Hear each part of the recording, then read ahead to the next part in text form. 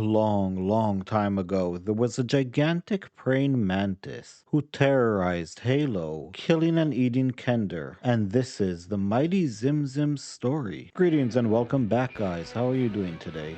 So in this video, we're going to talk about the mighty XimXim, who was a 20-foot tall praying mantis kind of creature with a large triangular head with green eyes, and his antennas were as thick as a man's wrist. Like a normal praying mantis, he had 3 sets of legs and a pair of scythe-like arms that were sharp enough to tear a person in half. It is unknown exactly the origins of XimXim. Some have theorized that he was created by magic, as no creature like him has been seen before him and none after. The name XimXim was given to him by the kender of Halo that he terrorized for decades. They did eventually make some sort of an agreement with the creature that it will be able to kill a few of the kender and take their cattle every year, but would leave them enough to live on.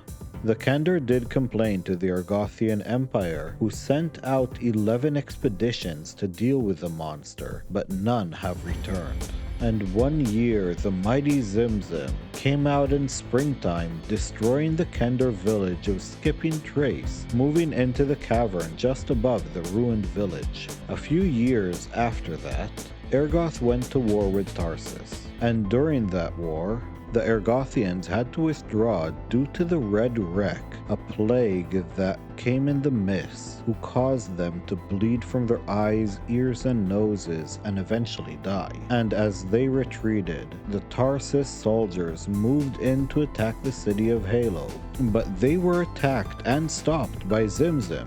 It is guessed that the creature saw the invading army as a threat. After the incident and the war, the Emperor of Ergoth sent out Lord Tolandroth to investigate and stop the creature, giving him 300 men for the task.